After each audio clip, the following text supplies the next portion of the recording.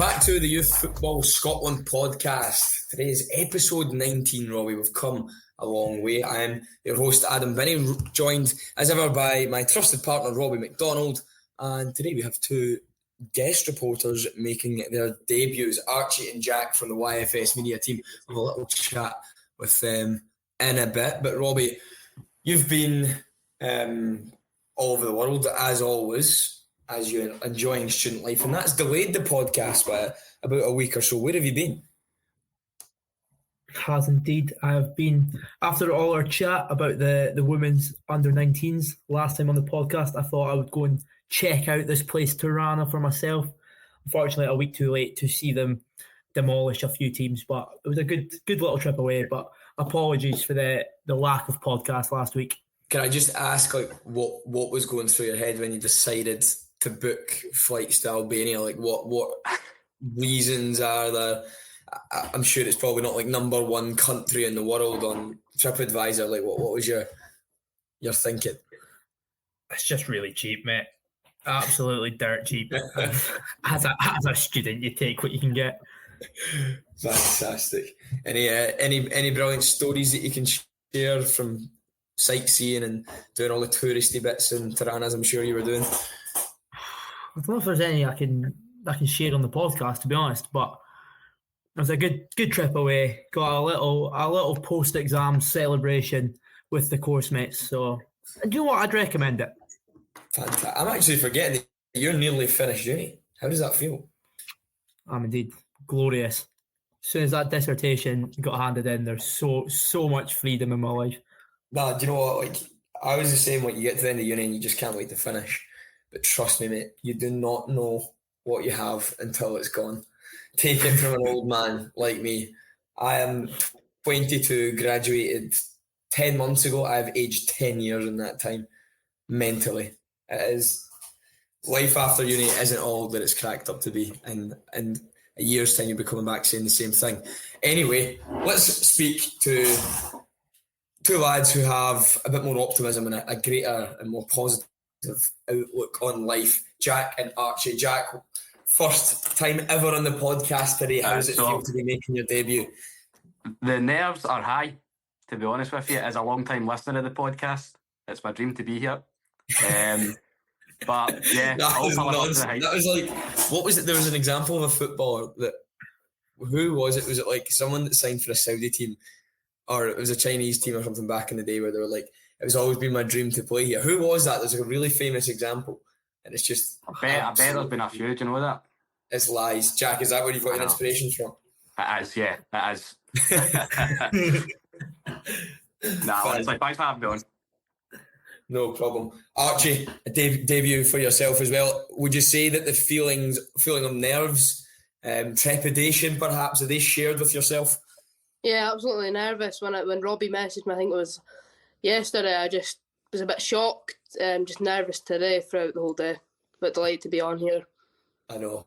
It is such a big thing. Not nervous because of, the thousands of listeners we have, or nervous because of having to speak in front of a camera, but nervous because you're worried what's going to come out of Robbie McDonald's mouth. Exactly. Awful. But let's start with some really good news from this week. So, lads, the Scotland Cerebral Palsy team became world champions.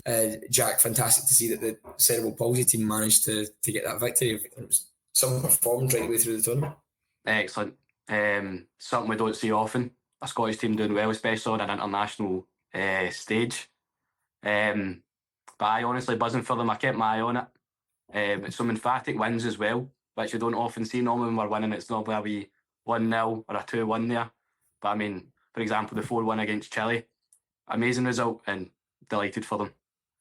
Yeah, Robbie, can you talk us through the kind of route to the final, how the Cerebral Palsy team managed to go on and win? Yeah, so the tournament took place in Salou in Spain. There was a group of 5 teams from all over the world. They had Scotland, Northern Ireland, South Korea, Chile and Italy.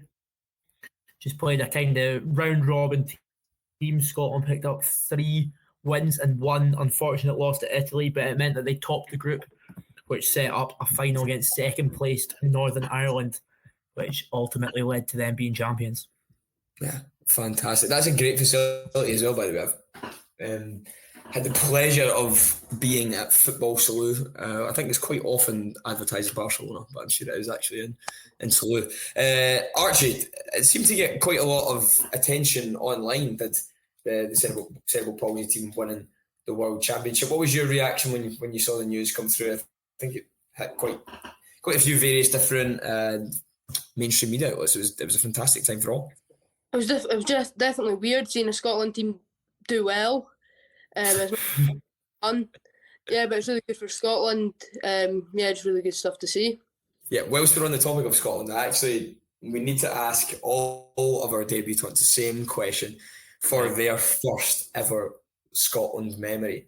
So we seem to have a number of young volunteers who love to remind Robbie and I of how old we are. So, Jack, let's start with you. What's your first and earliest Scotland memory? Mine's is actually from a while ago, guys. So I've followed us right through the dark days. And the game that was my first ever game, I only remember it because a bird defecated on my brand new Scotland strip. Walking to the ground. No. I know. Walking to the ground, I'm sure we're playing Liechtenstein or Lithuania or something along those lines. Yeah. Stephen McManus scored in the last minute, 1-0 header. But by that time, we'd already left the ground thinking we'd drawn, and then we missed the goal as well. So that was my first memory, set me up nicely. But I've been following him ever since. Can you remember when that was? McManus, that must have been what? 2000, no, I think it was a wee bit later. I'm going to say about 2010. Oh, I found the article. Scotland 2, Liechtenstein 1. I think it was Yeah. 2010. Oh my God. It was the Craig Levein day. That day was Alan McGregor, Alan Hutton, Davy Weir, Steve McManus. I believe that's Lee Wallace at left back, Scott Brown, Darren Fletcher, Lee McCulloch, James McFadden, Kenny Miller, and Chris Boyd. I think just about every player in that team is now a pundit. Yeah. Brilliant. Archie, your very first Scotland memory. I have a feeling it's going to be a little more recent than I think one of the first of all Scotland teams that was actually go and watch my cousin at one of the youth teams in Stirling. I think that was against England. And then same again, I think I went down to Middlesbrough again to watch and my other cousin play for Scotland under 21s. My first team game was right, before you go any further, Archie, you can't drop that. We need names, come on. Names of the cousins, get them out. John Suter and Harry Suter. Oh wow, man. Nice shout. Love that. Fantastic. That is right. Ross County legend. Before we get into that, what's the relation? John and Harry Suter from mum's side, dad's side? My dad's side, and it's his sister, and then that's their mum. Fantastic. Brilliant. Harry and John Suter. Right, you can settle it for us. Why on earth is Harry playing for Australia? I think it was to represent his mum. She was actually born over there. I think a lot of the stories say it was actually our granny that was born there. But we've got people from their side as well. I think there's a few people from Australia. I think he just wanted to represent his mum, and yeah, he's done that. Fantastic. And John, of course, probably will be in the Scotland squad for the Euros this summer. Are you going to go to Germany and watch him? I think I've got a few Montrose games to watch. Fair play. Yeah. Fantastic. Right, let's go back into your first story. Right, so earliest memories are watching 21s, watching Harry and John at youth level. What's your earliest kind of men's first team memories? We can try and match up the ages here. I think it was John's debut when he played Belgium, and it was a 4-0 loss. That was more or less memory of watching the Scotland national team play. That is enough to make you become an Australia fan. That's that's a shame. What a story though. I think that's one of the best shouts we've had so far. We've had a few people try and give it the name drops, but it just doesn't always land. So fair play, Archie. I'll give you that. Top work. Whilst we're on the topic of Scotland, Robbie, injuries, man. What's going on? It's looking like a bit of a nightmare, isn't it? We've obviously had the right back crisis with Hickey and Patterson. looking like they're both going to be out. I've heard that Hickey, there's a chance he might be back, but I don't think he's going to have a chance to have played any club games before the Euros. So is he going to be fully fit? I'm not sure. Big scare at the weekend with Scott McTominay, but thankfully that looks like he seems to be okay. Yeah, it doesn't. I think he just hyperextended his knee or something. Yeah, it doesn't sound great. Also, we've got like the Tierney worry. It looks like Gilmore's going to be okay. McTominay's going to be okay. Might have Ferguson. So I think right back's probably the only area where you're thinking like we could be totally stuck. So if Patterson definitely is not making it, if Hickey can't make it as well, Robbie, who starts right back first game for you? I don't know. That's a very, very tough decision. We've not seen that many. I guess Ralston's played a few games for the first team. I'm inclined to think perhaps Max Johnson with his performances for the under-21s, but I'm not too sure how much game time he's getting out in Austria, is it? Yeah. I think Ross McCrory. Sorry, we couldn't have a goalkeeper playing right back. That'd be terrible.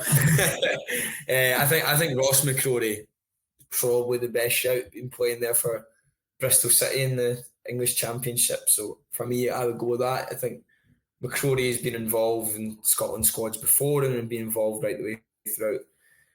A lot of the youth age groups can play on that right wing back position, can play as part of the back three, could even play in midfield as well. So I would go with Ross McCrory.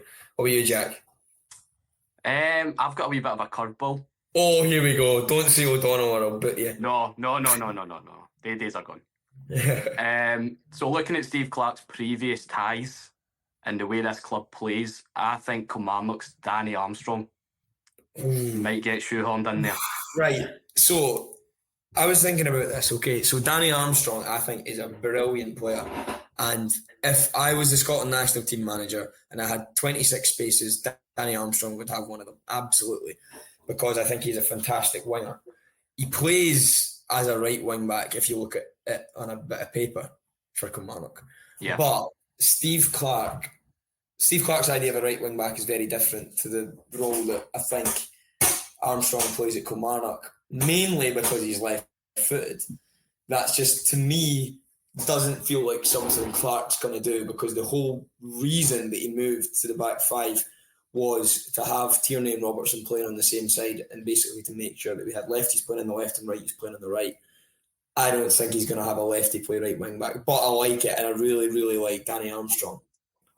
Do you think Steve Clarke could, I don't know, change it slightly, let him play off potentially? I feel as if we might get forced into a change of system anyway with the injuries, especially if Tierney's not there, because I think he's really, really integral to the way Scotland play just now.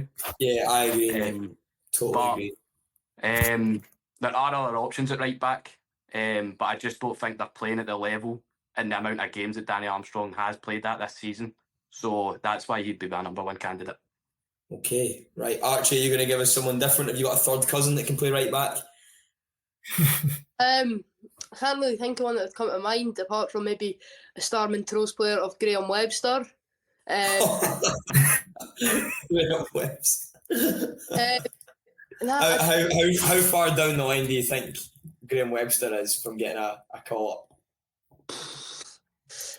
Hopefully he doesn't watch this, but I would say near the bottom. Fantastic. I'm looking now. Graham Webster is 31 years of age. I don't think he's going to make it into the Scotland squad. By the way, he's scored a lot of goals for, if you're saying the defender, over the year. Winger, I would say, but we've had fewer injuries. He had to play at right back in a bit of this season as well. Fair enough. So we've got four very different shouts there. We've got the left-footed Danny Armstrong playing as a right wing back. We've got, was it Tony Ralston you said, Robbie? Bit of a boring shout. Yeah. Ralston or Johnson? Max Johnson. Max Johnson from the 21s. I've gone Ross McCrory, and Archie has gone Graham Webster of Montrose. Archie, you're going to become the new, we batter Robbie every episode for just bigging up Ross County every single opportunity he gets. Are you going to do the same in Montrose? Maybe. Well, in fact, We were speaking about a Montrose signing on this podcast a few weeks ago. Still in uni's striker Ben McIver-Redwood has signed a pre-contract at Montrose. I wish you were on the episode to discuss that. So let's just get a quick line on you about McIver-Redwood. How many goals is he going to score for Montrose next season? Depends how much he plays and depends which league we're in. Hopefully a lot. We need somebody and not rely. We need another striker. We've got Kane Hester, who is our main striker, stole him from Elgin, but we've got a young boy from Australia, Hermiston, and Bachelor, but it's good that we've got this new boy coming in. So yeah, hopefully, I think he can get maybe about 5 goals. 5 goals? Oh, I hope he's not watching. He'll be hoping for a few more than that. Hopefully, Hester's at his best form so he can play every game. There you go. Fantastic. Do you think Montrose will get promoted, RJ? Depends if we get in the playoffs. We've got either Queen's Park or Inverness. I'm confident. You'll batter Cali, no bother. I knew you'd. But yeah, it'd be great to go up and then see our local rivals go down as well. That would be my Christmas wish come early. That's of course our Broth, already relegated from the Scottish Championship. Could be replaced by rivals Montrose, Archie's favourite team, clearly. Okay, Robbie, we've had some horrid times talking about the Scottish women's national side this year, who haven't been great, but it seems to have picked up a little bit. Yeah, just after our last podcast, they had that second game. We were discussing the 0-0 draw with Serbia, which was a pretty disappointing result, a disappointing performance on the whole, but they fairly bounced back at home to Slovakia, got the 1-0 win. Probably could have been more, but a fantastic goal just after the hour mark when Erin Cuthbert delivered an in-swing cross to the Leicester defender Sophie Howard, who just opened the scoring with a nice header. So they now sit second in the group behind Serbia on goal difference. It's looking pretty tight, like top. Serbia lead on 4 points, then Scotland, and I think who's the other team? Right, Serbia. Oh, Scotland and Slovakia are joint on 3 points. So I don't know. I think it's looking definitely on the up, but they'll need to back it up in the coming games, especially against Israel. Yeah, and congratulations to Rachel Corsey, landmark appearance of 150 caps. Incredible. Not sure she's going to be able to catch Gemma Fair. Joe Love, we'll see how long Rachel continues to play. Maybe. Yeah, I don't think anyone's going to beat Gemma Fair for a long time. No one's catching 203. That's quite incredible, yeah. Just looking at that, 203. Yeah, absolutely no chance. Okay, yesterday. Was it yesterday? It was the PFA Scotland Young Player of the Year. Nominees were announced, as well as the PFA Scotland SWPL 1 Young Player of the Year nominees were also announced. Let's quickly battle through them. Ross McCausland of Rangers, Ross McCausland of Rangers, Lyle Cameron of Dundee, Lennon Miller of Motherwell, and David Watson of Kilmarnock for the PFA Scotland Young Player of the Year nominees. The Young SWPL 1 Player of the Year nominees were Rangers' Kirsty McLean, as well as teammate Mia McCauley. On loan, Partick Thistle goalkeeper Ava Esden has just signed her first pro deal with Glasgow City, and Aberdeen striker Bailey Hutchison. Jack, McCausland, Cameron, Miller, Watson. Is that your 4? Do you think anyone's missed out? That's my 4. That's my 4. That your 4? Yeah. I don't think there's many other standout candidates rather than they 4. Especially Cameron, Miller, Watson were stick-ons for me because of the amount of football they'd played at such a young age. But McCausland, I wasn't too sure, but then when you look at the other candidates in the league, I feel like the boy's played in Europe. He's started majority of the games under Phil Clement at Rangers, so I went with him as well. Yeah. Okay, Archie? Yeah, I think that would be my 4 candidates as well. They've all played brilliant, with the like of McCausland, he's came straight through at the first team and been really good. And Lyle Cameron, he's been really good for Dundee. I've always kept tabs on him since his loan spell expired with Montrose. Yeah. And last season he was actually really good when the championship for Dundee, and this season it's I wouldn't have expected him to be such a key role to Dundee. Yeah, because I mean, I didn't watch Lyle Cameron on his loan spells, but it sounds like he wasn't, like absolutely tearing it up or anything in the lower leagues when he was at Montrose, and I think he was at Peterhead as well. But like this year, any time I watch Lyle Cameron for Dundee, he's brilliant, and for the Scotland under-21s. Remember that game they played against Spain? It's the whole mag of the away. Like, I can't remember. There was like one game where Doak was unreal. The other game it was Lyle Cameron. So really, really good player. Robbie, would you have any changes in there? Actually, it's a boring answer, but I also don't think so. I thought you were going to say kind of reaction. Pardon? I thought you were going to say Dylan Smith. If he could keep himself fit, he'd be a shoe-in, but he's definitely not played enough games to be mentioned in that nominee list this year. I think looking at the kind of reaction to the announcement, there's not been too much dispute at all over Cameron, Miller or Watson. The only real question mark has been McCausland. I don't think he's not got the kind of goals and assists that some people would be expecting, having played that amount of games. But to be that young and have to be that young and become kind of a mainstay of that Rangers side, who have been performing at the top, like it's been they've obviously fallen apart the last couple of weeks. A certain 3-2 loss to County didn't help them there, but they've been very much in the title race this season. I think to be so young and play a role in that, you've got to give him some kind of recognition. Yeah.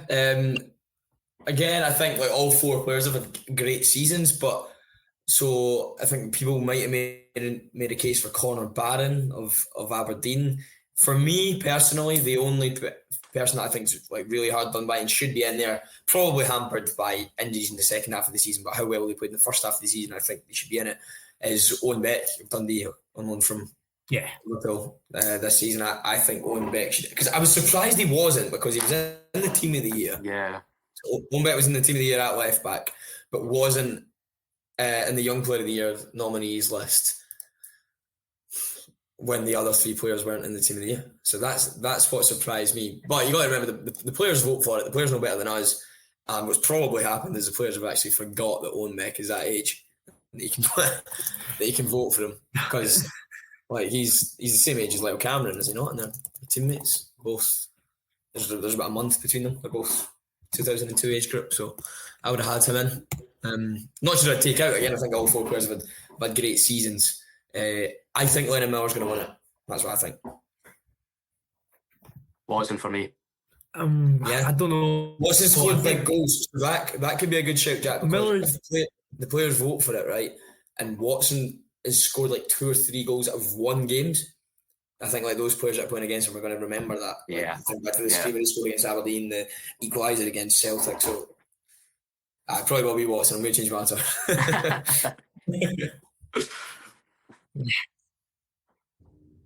That's what I was going to say. I think Miller missed a few months of the season out injured as well. So I think that just for pure consistent throughout the season, and as you say, the big moments, I think it's probably going to be David Watson. Yeah, Lennon Miller can win this award for the next 5 years. Incredible. They won it one day. Guaranteed. Nah, he'll be playing for Real Madrid in 5 years' time, mate. So we'll be winning.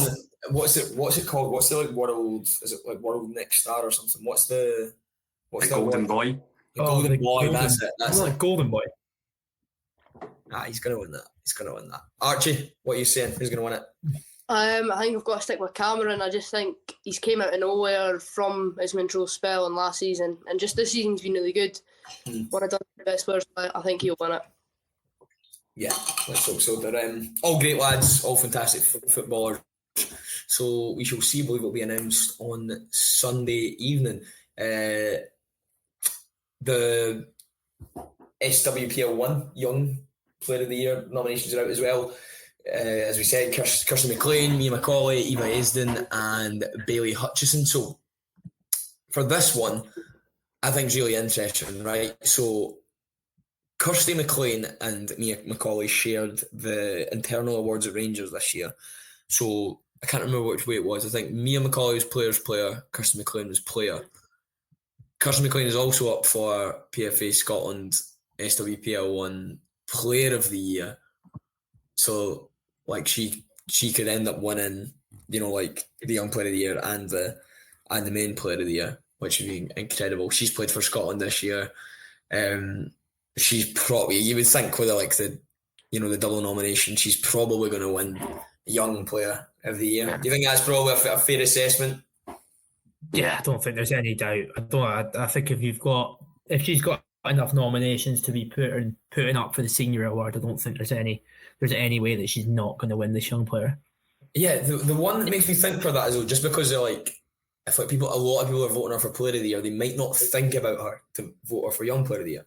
So there might be people that go like, oh, I'm going to vote Kirsty McLean Player of the Year and then vote Mia McCauley Young Player of the Year. And because if you just look at like the internal awards, I'm sure she won Players Player at Rangers ahead of Kirsty McLean this season. Does it come down to total nominations, or does I don't actually now know. vote? I actually don't know how it works.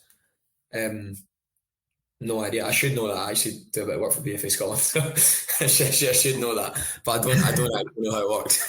Well, research as always. That's terrible. But of course, Eva Aisden nominated this year. An incredible story. Like, obviously, young goalkeeper, 17 years of age, been at school this year and having to balance that. First year properly in senior football on loan at Partick. She's just been awarded with her first professional contract at Glasgow City, so that's not a bad thing to put on your like leaving form when you're finishing school. Like, oh, wait, I just got to play football. No bother. But an interesting stat about her, right? So, Eva Aisden was born after her gaffer, Brian Graham, who is still playing, made his senior debut.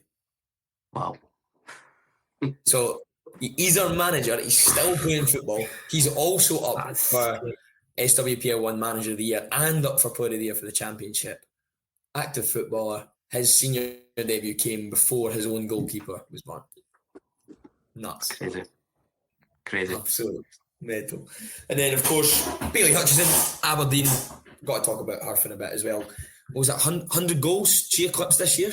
Back in October or November, 100 goals for Aberdeen, and she's only like 20 or something. 20 years old. She's top scorer, is she not, just now in the league? 24 goals, I think. Pretty sure, yeah. So Bailey Hutchison, fantastic season. Might be one that's got an outside chance of a Scotland call-up soon. But yeah, what we're saying, it's probably going to be Kirsty McLean, isn't it? Got to be. Why? Well, we'll find out.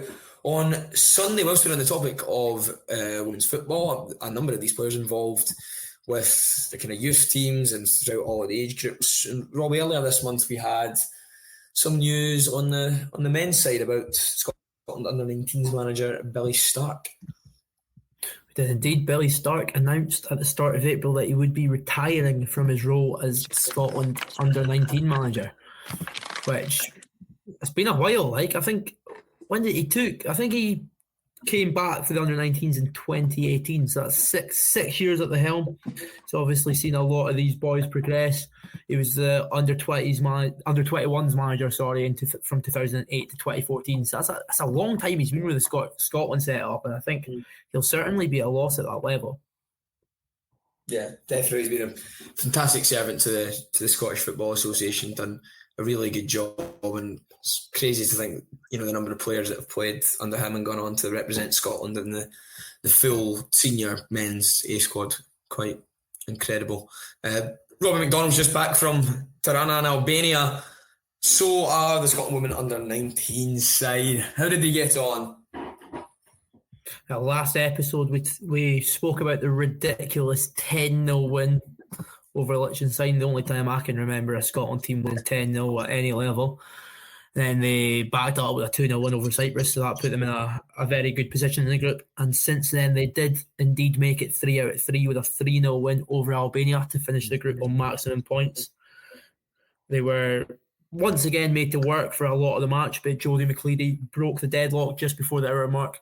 Then Dundee United midfielder Brodie Greenwood got her first goal of the week to double Scotland's advantage before Mia McCauley, who we've mentioned already, continued her record of scoring in each game as they finished 3-0 winners, topping the group with 9 out of 9 points.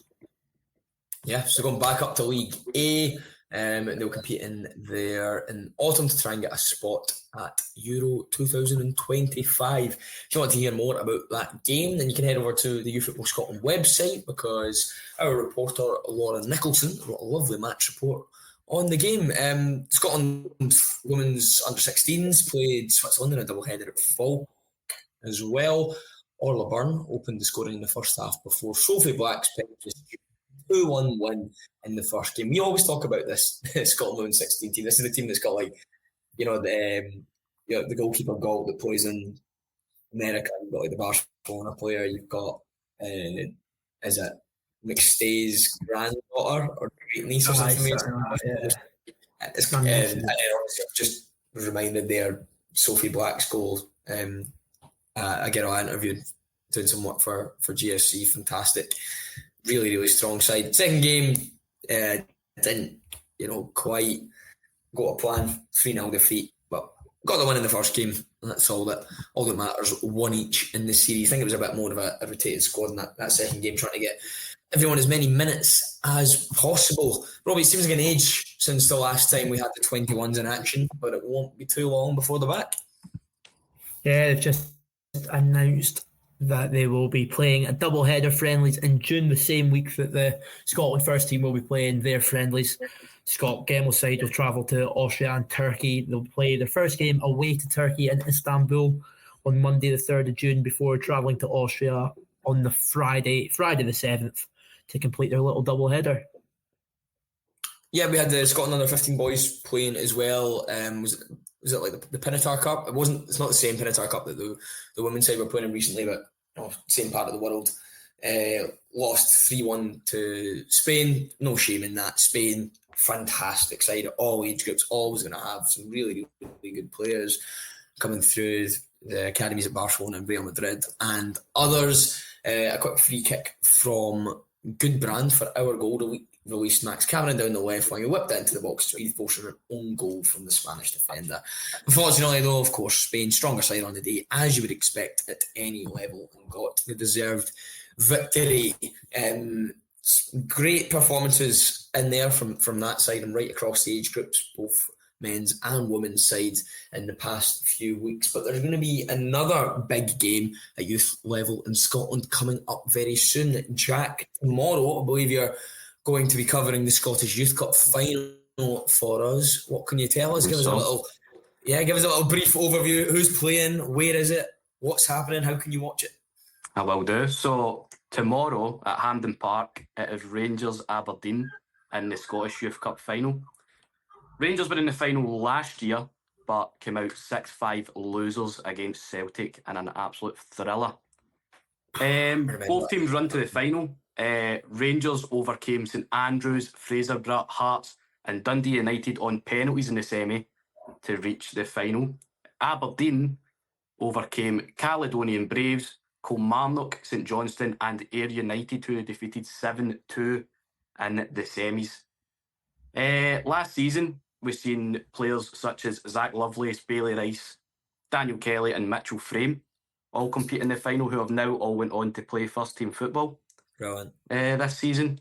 So this season, there's individuals such as Rangers' Callum Adamson, Archie Stevens, Timmy Akindelenny and Fletcher Boyd, who are all standouts for Aberdeen and Rangers respectively, who will hopefully be looking to make the next step. But it is a 7:05 kick-off tomorrow night on BBC Scotland and also covered on the YFS social media. Fantastic. Looking forward to that one. It'll be a great game. And remember, tune in to BBC Scotland to watch the game and stay tuned across all of the YFS social media channels and accounts to hear and read what Jack has got to say. Robbie. Archie, you were at Montrose versus Riverside. Do you want to tell us about it? Yeah, it was a really good game. Some really good goals. Some good football to watch. It was ended up Montrose winning 6-1. Dominant display from them. But Riverside actually played some decent football in patches of the game. Who were some of the standout performers, would you say, Archie? Caden Thompson from Montrose bagged himself 2 goals, but was consistent with placing balls into the box and making some good runs. Riverside, the goalkeeper, Finlay Mitchell, he made some good saves and it could have been a lot more if he hadn't made them. And Jack Key, the goal scorer for Riverside, scored a really good free kick over the wall, top left corner, and Josh Miller, the Montrose goalie, had no chance. Were you able to stay neutral during the game? You've come on here, it's Montrose. How is that trying to remain impartial? It was quite easy. I think it's because also the boys are a lot older, so it was quite easy because Hard don't know as much as the older boys from Montrose, so yeah, quite easy to stay neutral. Right, Archie, thank you very much. Fantastic stuff. Now, as is customary when we get debutants on the podcast, I talk about their games. Usually, at least something of note has happened in terms of having a mini disaster. Usually it's someone turning up to the wrong venue, turning up an hour late, getting caught in traffic, losing equipment, breaking equipment, interviewing people at halftime instead of full time.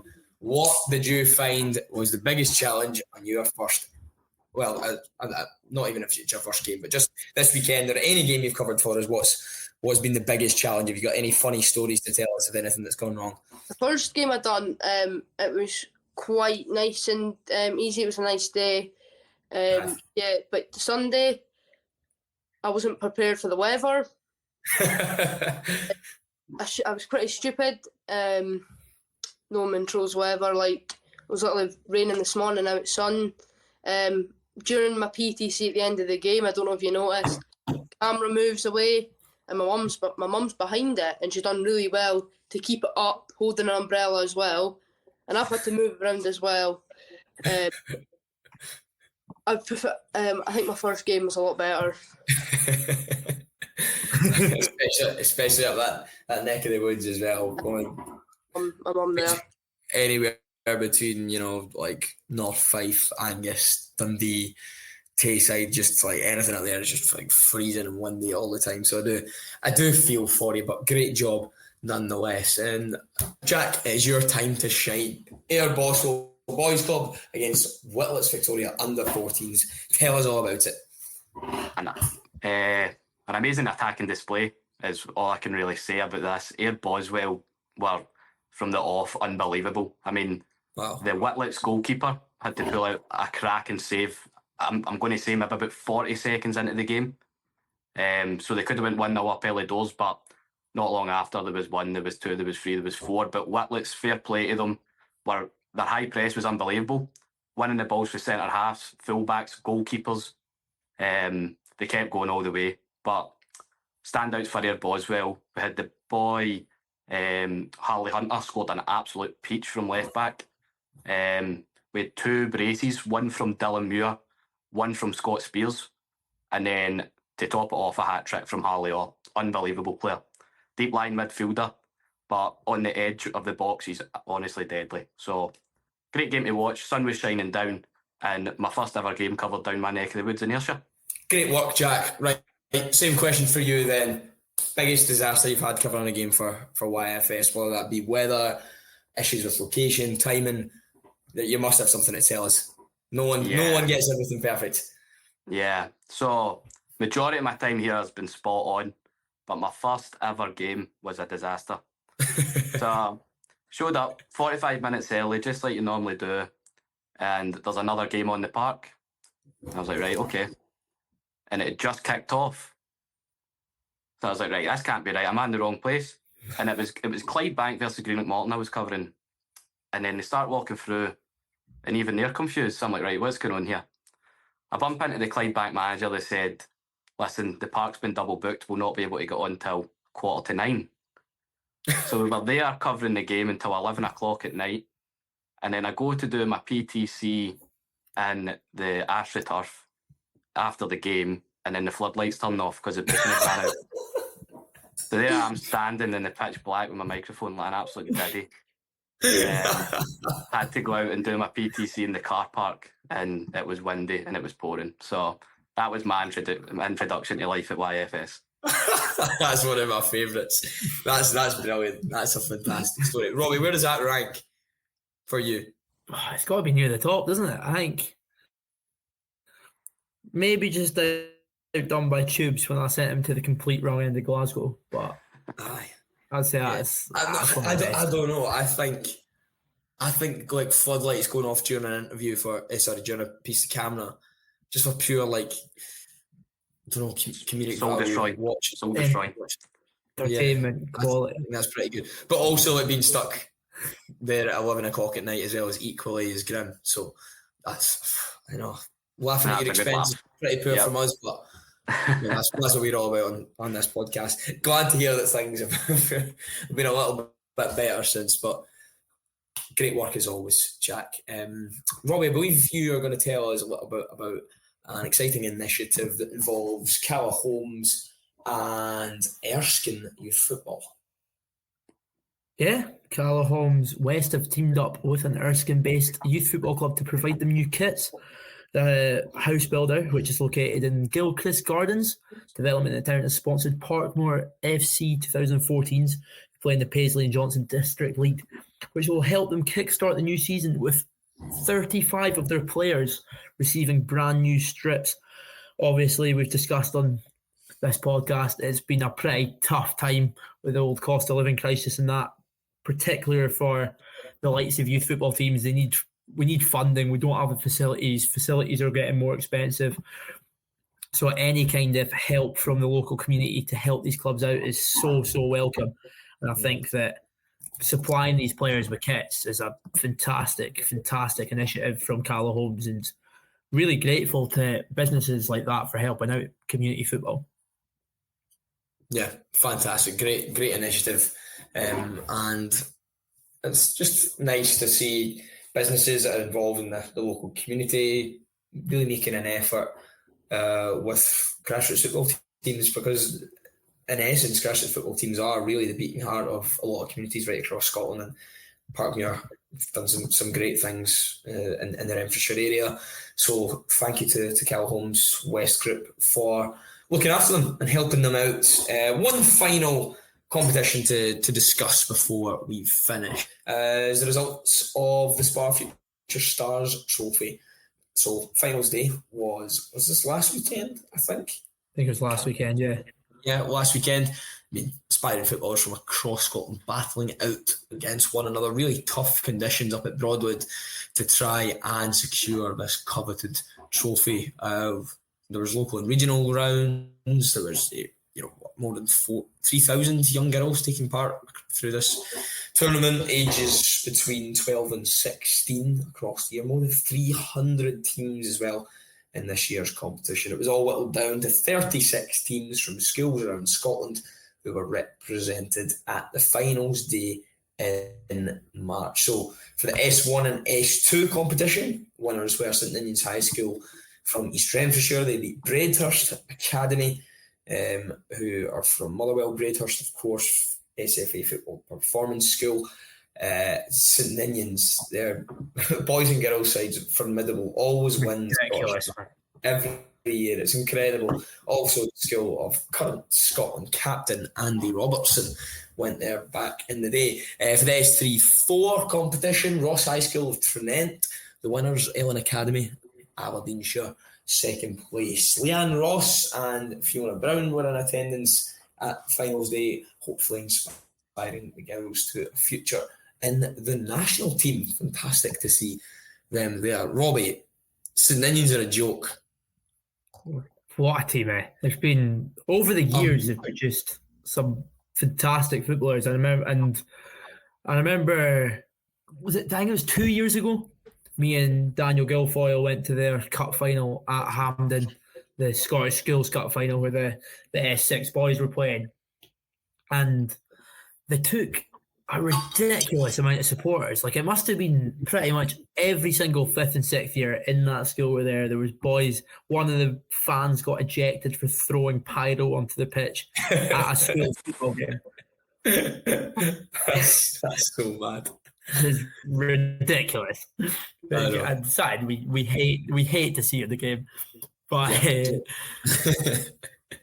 You can say it, but they certainly created an atmosphere, and it's a school that's just known for their football, and they have been for years. Yeah, fantastic. Well, unfortunately, that's all we have time for today, lads. So, Robbie, Jack, Archie, thank you very much for your input this evening. That concludes episode 19 of the Youth Football Podcast. Thank you, and see you all later.